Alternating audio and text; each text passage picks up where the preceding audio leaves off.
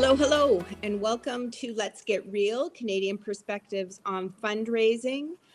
We are back. This is our 10th episode, and you're here with Ed Sluga from PG Growth, myself, Lisa McDonald. I'm the editor at Hillborn Charity E-News, and our special guest today, very excited to have Sandra Baker here with us. Sandra is the Director of Advancement and Admissions at Hamilton District Christian High, and she has been doing some writing for Charity E-News over the last couple of years, which is how we kind of got to know each other. But Ed and Sandra, I think you guys know each other going back as well, yeah. right? We've known each other for a while now, for sure. That's right, yeah. And I'm in Ottawa, where we continue with like minus 25 temperatures. So we're all happy to be kind of sitting in having a chat. Has everyone got their coffee or tea ready to go? Let's do it. Okay. Sandra, I'm really excited for this discussion with you today. We often are communicating by email, and so I kind of love that we have an opportunity to actually have a more fulsome discussion. And with one of the last articles that you wrote, you kind of made, I think it was an offhand comment, but you wanted to talk about kind of donor stewardship and thanking, and you had mentioned that, you know, board members and leaders just don't give many points to fundraisers for making calls of thanks.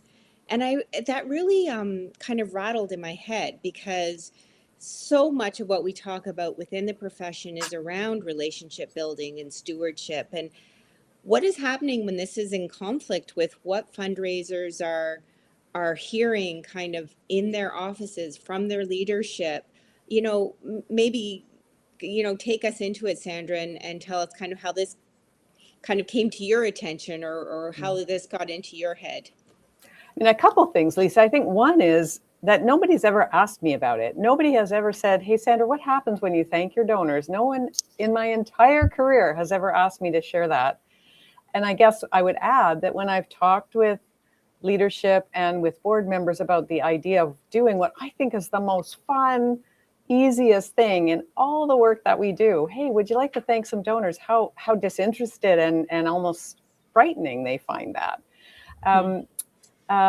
So I guess what I think of as I imagine people sitting around a board table for a couple of hours thinking about the organization, they'd really like for advancement to say, all the money that you wanted is there, and it's all settled, and the donors are happy, and they're going to give next year and the year after, and so they can get on with the business of governing the organization with some ease. And the important part about expressing our gratitude just doesn't seem to matter, I suppose. And what do you think is I mean, what is, there's no quick answers, obviously, to any of these things, but in your shop, Sandra, like, what, when you have kind of newer fundraisers come on board, if you're kind of showing them the ropes, like, how do you deal with this, or how do you introduce it to someone who's newer to the fundraising profession? Actually, whether it's someone here at the shop, or even if I'm talking to colleagues who say, I've never done fundraising before, I don't really even know how to start. I always say, start with saying thank you. You must have some donors.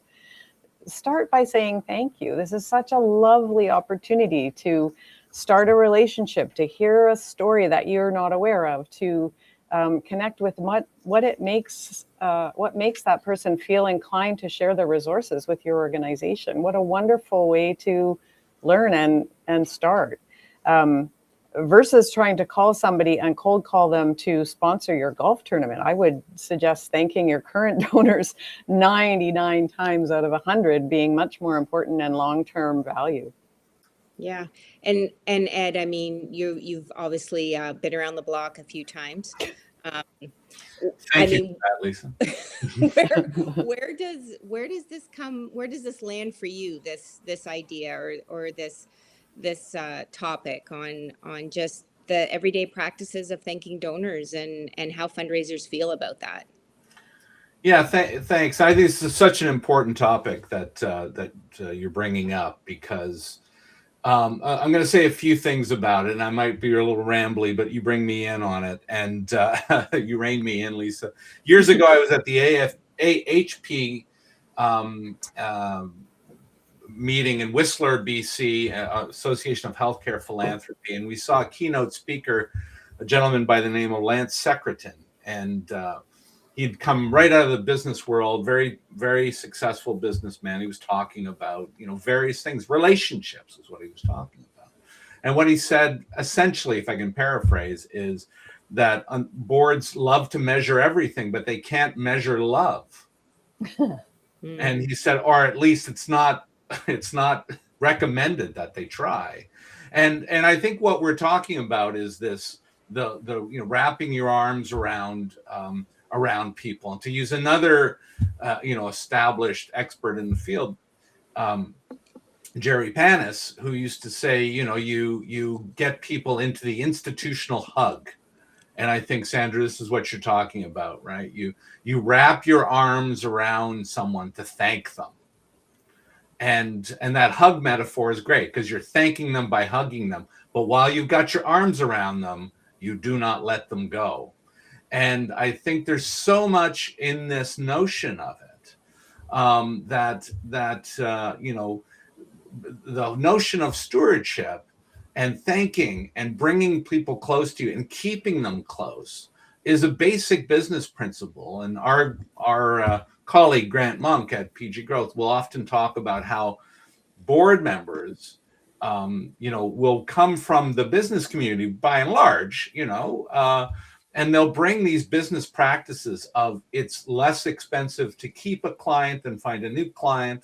It's important to steward relationships in your businesses, and then you get to govern charities, and that goes out the window. If it's not bringing money in, it's out the window, which I think is, and Grant says it's this amnesia that they bring to governance of not-for-profits. They forget everything from their other life. And so I think there's really so many obvious things about this, which makes perfect sense. But that last one for me is it makes business sense. Right. But you raise a very good point. Ed and Sandra, tell me what you think about this idea of measurement, okay? Because with the professionalization of the sector, of the profession, we're talking about metrics, we're talking about measurement. And is thanking left off because it's too hard to measure that time spent? Like, Sandra, what do we do about measurement, and how does that stewardship play into that? So I would feel really sad to find out that people aren't keeping track of those calls and the value that it gives to, even if you leave the organization, the next person that knows that Lisa was thanked for her gift in March. That's just, it's vital, critical, foundational information. I did this month decide to share with our board how many thank you calls took place in January from our organization. And I'm curious to see if anybody notices or reflects on it at all. It's the first time I've actually done that, but I thought I'd plant the seed to see what it might spark. I do wonder also how much people believe this idea that email is so much more easy and it's so much quicker, and so then that must mean it's also good.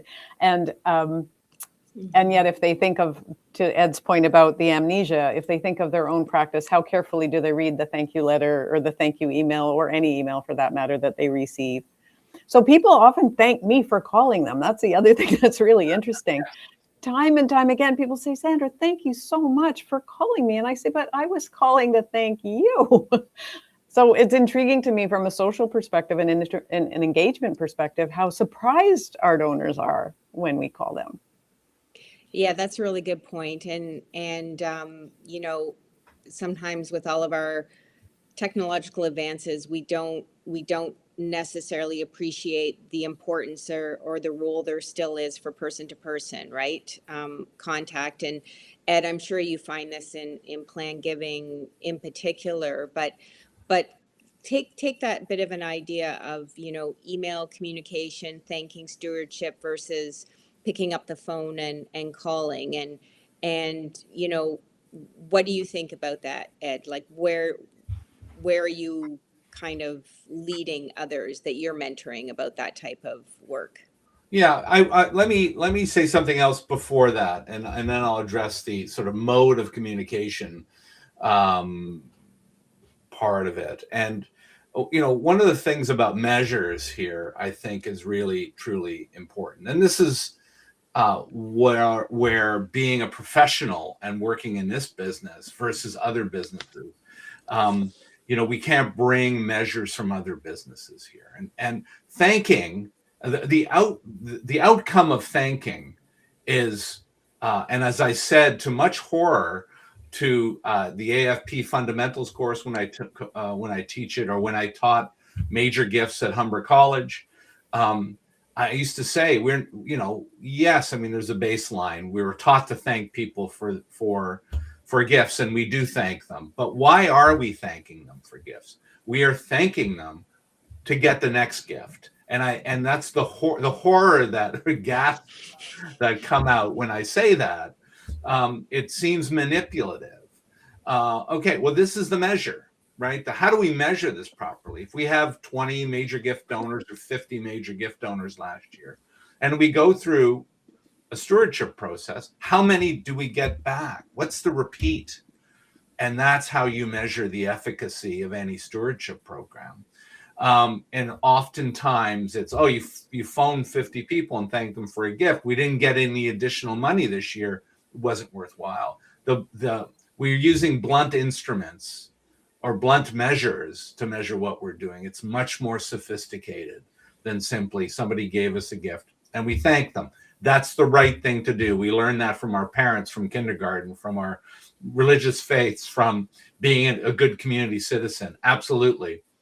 But when you're a fundraiser, you thank to get the next gift. That's the important part. And look where we see real issue, and I'll pivot to this kind of notion of how to best communicate, right? Where we have a really horrible record of keeping annual donors for most organizations. It's something like 15 to 25% retention rate. You're losing most of them. And that's because nowadays you go onto an online portal to give a gift, they get both a thank you and their tax receipt, and that's the only communication that they will get from the organization. Right. And that's enough. It's not enough. It's obviously not enough because we're losing so many people.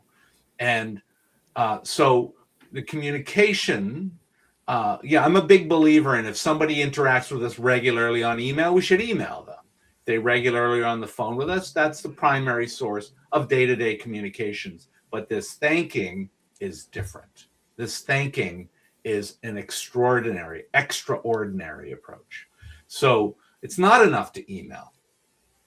I think that's the bare minimum. If you're doing that, fantastic. But this is where a handwritten note, a telephone call, kind of leaning into the old ways, if I can call it that, really becomes incredibly powerful. And we hear that all the time in the plan giving side of it, as you say, Lisa. We're always telling people, send a token of appreciation, send them a handwritten note, a lapel pin. Nobody wears lapel pins. Nobody has lapels anymore, right? But the receiving of it is the important part. I mean, why this seems so rudimentary to me.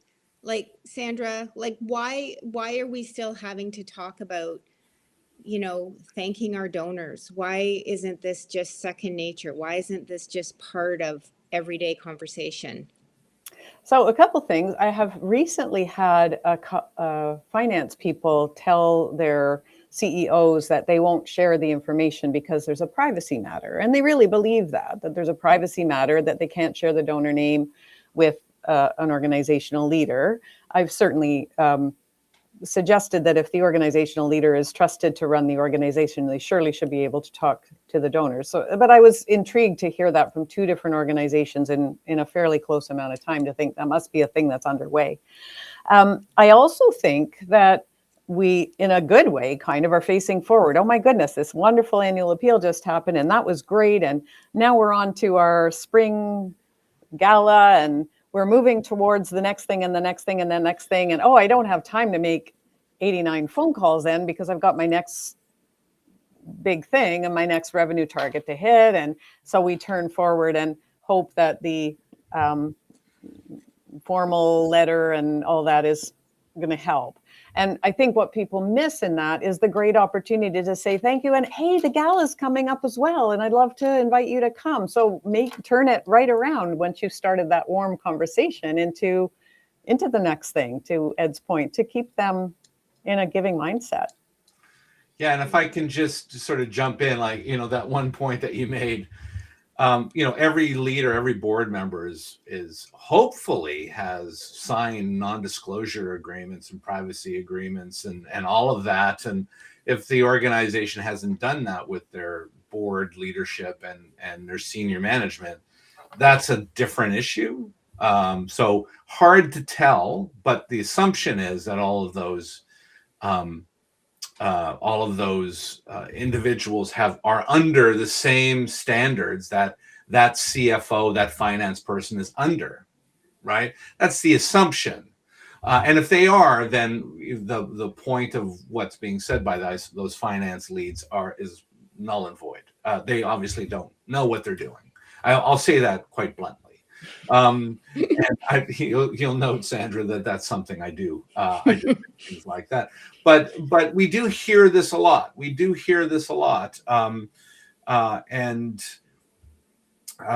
It comes from a place, and I'll talk about estate administration. And I've been asked many, many times who's best to do the estate administration of a gift and a will. And the answer is always the fundraiser. And the reason is that activity isn't just the dotting of I's, the crossing of T's, and the getting the maximum amount that's available to the charity and then signing a release. Those are the functions. The actual activity is engagement. The actual activity is thanking, is honoring, is all of those things, but it's also in long-term engagement, moving perhaps the gift from this generation to the next generation. Maybe they'll become a donor, or understanding that, passing this stewardship on. This is a deep human thing. And I'm not saying that people in finance aren't humans, of course they are, but they don't lean into that from a professional point of view. They lean into maximizing revenue, minimizing expenditure, making sure that all of those risk factors are dealt with. They're not looking at opportunity. As you say rightly, a thank you is a time to talk about what might come next. Yeah. And Sandra, so you're so right about that. I think for me, it's about expressing the importance of this from a professional's point of view. And I'm going to say this, and this I think is fairness out there. Some of us are willing and able to go into senior management or to boards and say, you've got to change this behavior. You got to change this attitude. It's got to lean into this area instead. A lot of our colleagues are not in that position right now. They feel a risk to themselves. There's that old adage that's career limiting by actually presenting some of these things, even though they make perfect sense. I do want to be fair to a lot of our fundraising colleagues out there. They want to do this, but as you say from the outset, Sandra, it's not valued elsewhere, so it's a hard fight.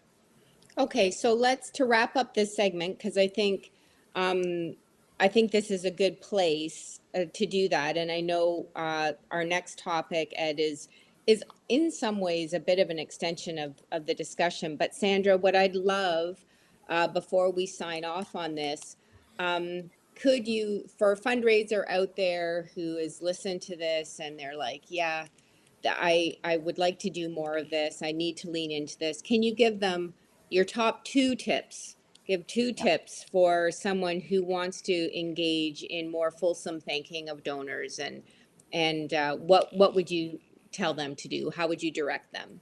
Yeah, I would say to set the easiest possible target, something that doesn't make you scared. Call 3 people in the next 3 months and pick people that you kind of know a little bit, even that you've met before or you've seen before, somebody that you maybe already have a bit of rapport with, that you could maybe have a story about to remind them, oh, remember when we met last time, your washing machine had broken.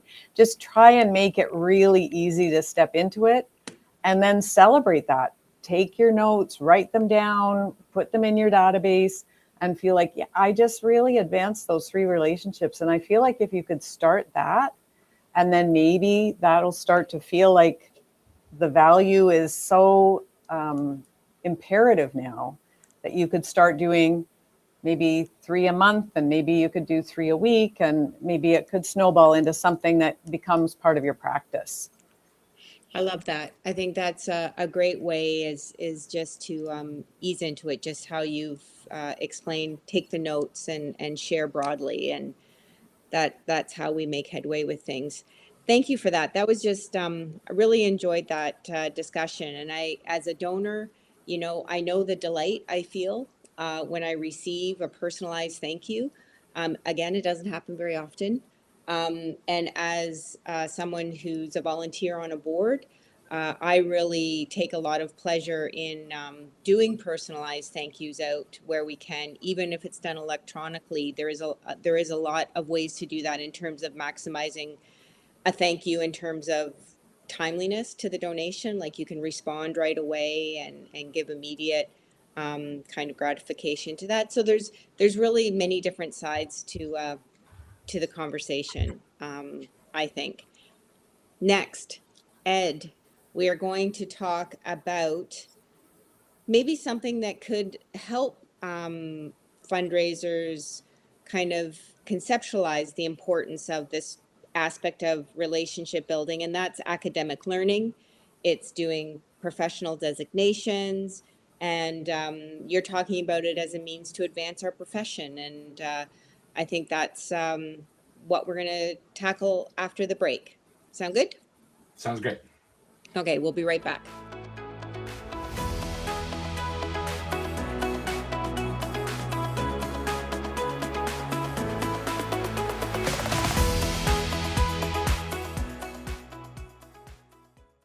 Here we are back again to the Let's Get Real perspectives on fundraising. And what we're trying to do here is just dig down a little deeper, do some things that maybe get a little bit of lip service in the sector. We like to not necessarily accept the status quo, right, Ed?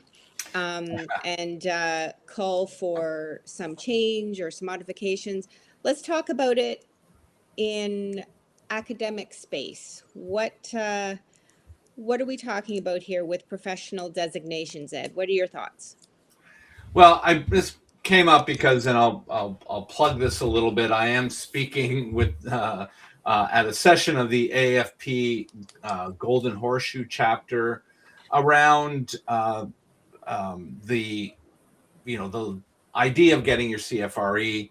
And of course, I teach the AFP Fundamentals course. I mentioned it earlier today, and I'm a big proponent of the idea of academic knowledge when it comes to the profession that we're involved in. And I want to go back to something that somebody named Denny Young. Now, Denny Young is well known in the Toronto area as a fundraising expert. He was one of the directors of the Humber College fundraising management course for many years. And he said, and regularly said that this is likely one of the only businesses where you're working in sensitive situations with lots of money, where absolutely no designation, no professional training, very little experience is necessary. We wouldn't allow it in most other areas. So that's always stuck with me. Now, it doesn't mean that you can't be really good at it without this. I want to be really clear. Lots of really great professionals out there who don't have any specific fundraising designations or even learning. They've learned on the job. That's okay. That's absolutely possible.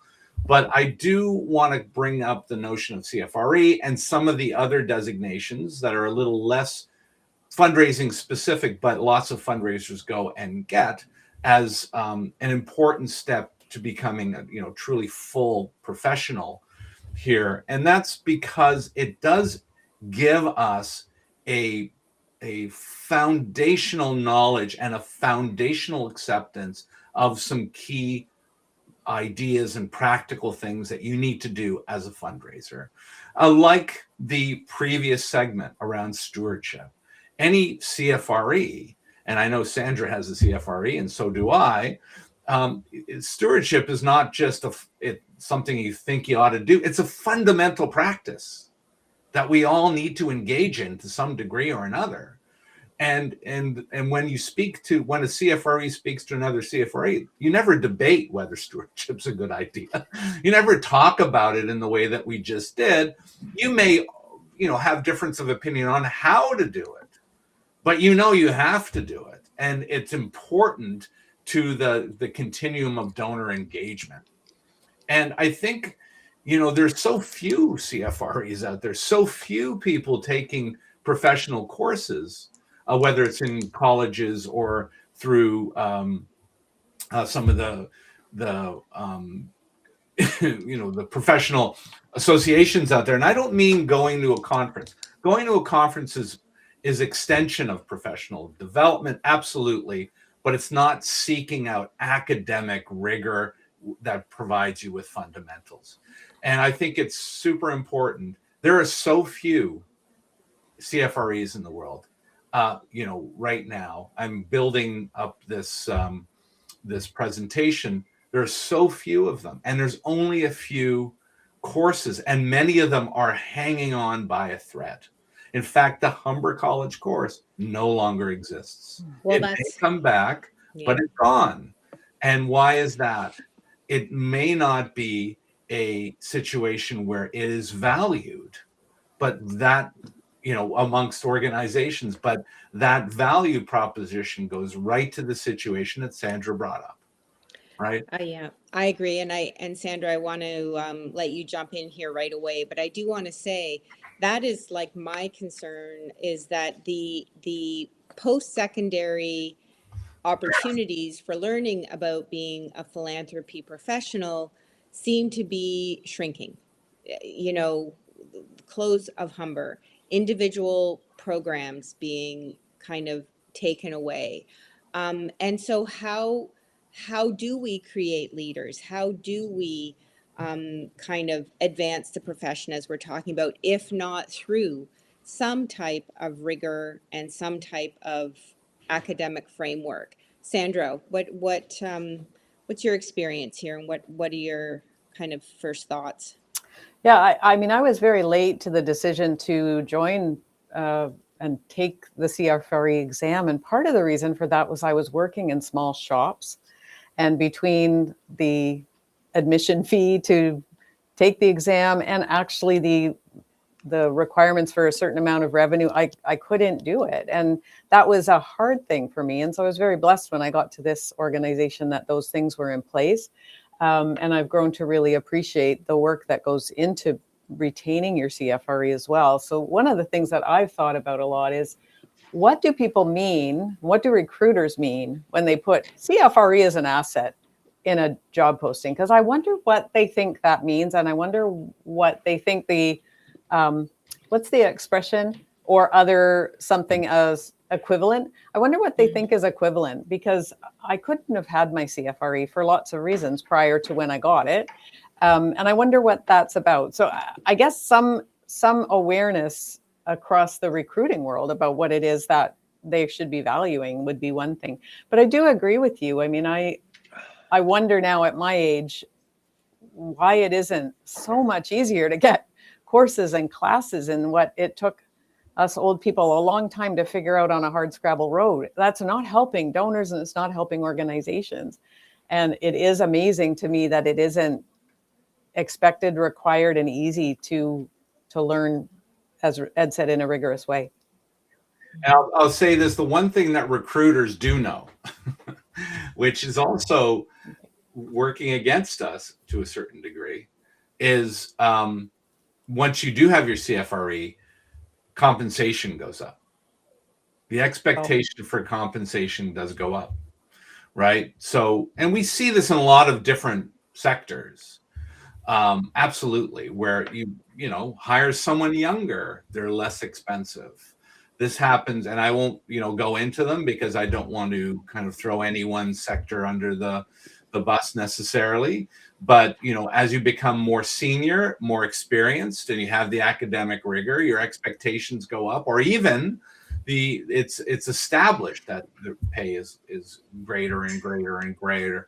So how do we cut costs? Well, we go to find somebody good enough without these designations or have not been in the system or this sector for very long.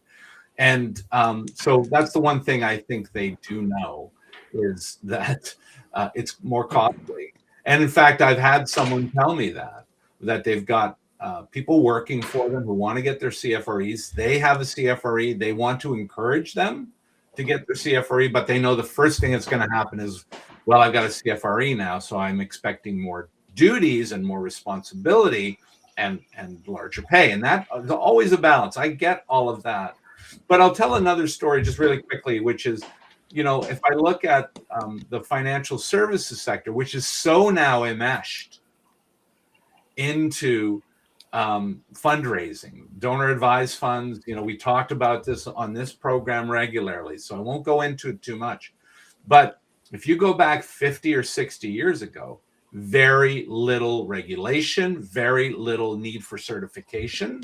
You could basically say, I'm a stockbroker and start trading stocks. And that changed purposefully. And now there are multiple levels of designation, and you can't be involved and work on someone else's behalf with at least one or many of them. And they are currently leading the charge within our sector a little bit. And they're the ones with designation and certifications. So there's a compelling reason for us to dive into this and to encourage the sector to be more progressive in their thinking in terms of their careers. How do I progress my career? I need these designations. I should seek them out. Really academic. And I think it's also imperative for us as professionals, but also our professional associations to press forward on these. So anyway, I think it's something, and I don't want to go too long with this, but if you're in the Cambridge or the greater kind of Kitchener, Waterloo, Hamilton, Cambridge, Guelph area, I know that's very specific for some of you across the country. Where the heck is that? But if you can make it on the 25th, please come on out. And if you can, look into these because I think they're really powerful. If you're going to be in this business, you should be seeking out these designations. Yeah, Sandra, any final thoughts on that before we go to another break? Just to say, Ed is right. It's valuable. It's important. Don't tell him that. No, he It's is. quietly, so Sandra's speaking. No, absolutely right. Thanks. For the sake of the organization and for your own awareness and knowledge, for sure. Do it. Yeah, and I just want to add to this before we break too, is that I think leadership needs to lead the charge. I get very frustrated when that whole idea of fear of more compensation being required, fear of losing staff, that these are the reasons that are holding back some of the kind of professional growth of individuals. And we need leaders who are willing to put themselves out there as mentors and really provide lift, to their organizations and their staff that are bringing along. Like I just, there have to be these voices who, and yes, Ed, your voice is definitely one of them out there, and Sandra's another. But yeah, it is very important, and it's something that as I've been a participant in the sector and an observer of the sector, we still got a ways to go on this, and there's a lot of kind of fear out there, I think, about some of these things that we're only going to get to if we talk more about it and kind of hash it out. So that's my 2 cents worth on it. Thank you. And we are going to come back and wrap it up in just a minute. We're going to talk a little bit about our Let's Be Charitable for this week as we tie it up, and we'll take a quick break and be right back with that.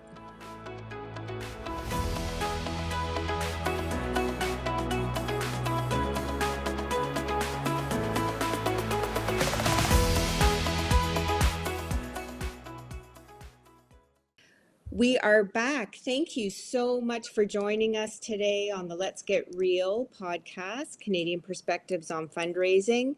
It's been a great conversation between Ed, Sandra, and I. I'm going to thank you again, Sandra, for being our guest today and coming to talk to us about thanking and stewardship and giving your perspectives on academic credentialing. It's been fun. What we like to do to wrap things up is just a quick little comment about let's be charitable. We like to sometimes pick apart things that aren't working right in our sector, but there's a lot of really good things happening as well. And so this is just our chance to give a little bit of a shout out to some things that continue to inspire and impress us. And Ed, let's be charitable. What's your thought for this week? Well, I want to be charitable to all of our colleagues out there who are, and that includes our finance colleagues in charities across the country who are busy putting together budgets right now. One of the hardest things to do, March 31 being year end for most charities across the country. So people right now are trying to complete their budgets from 25, 26, build their budgets for 26, 27, all at the same time as running fundraising programs, gathering in, trying to complete the last quarter of this year and be, in the, hit targets or exceed targets. It's such a difficult time right now. We're talking to so many people. And I think it goes really unnoticed when this pressure comes on every year. And I just want to say to everybody out there who's doing it, like we know, and and all of your colleagues know how tough this is. And so, good on you for doing this. It's a hard slog, but budget time is one of the things that really does test us as professionals, and most everyone passes with a fine grade. So I want to be charitable to all of those folks out there. Amazing. Sandra, how about you? Well, that's a lovely segue, Ed, because I work at a school and I wanted to be charitable about something that we all have been talking about for a long time in our sector, the decreasing amount of time that people are willing to spend as volunteers. And this weekend here at our school, we had 7 lovely students who are here all the time going to school, who put their uniforms on once more on Saturday and came and volunteered for 3 hours each and told other people about the school. And they were cheerful and happy and friendly and warm. And they thanked me at the end of the day for the opportunity. So just a call out to these young philanthropists who are giving their time. There's many people that do it. And it was just a real celebration of the ways that people give.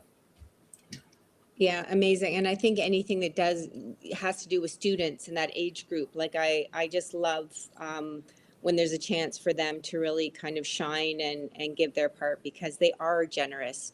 And generosity, that's what I want to talk about in my shout out. As we know, a lot of philanthropy is often rooted at home in the community. People support things that are close to them, and I'm no exception to that rule. So I've signed up for an event that's happening called Coldest Night of the Year here in my community in Ottawa, and it's been a long time since I've signed up for an event of this type. Let me tell you. And first of all, kudos to the organizers of Coldest Night of the Year, because I'm reminded all of the work that goes into any kind of event planning. It's often a big thankless job.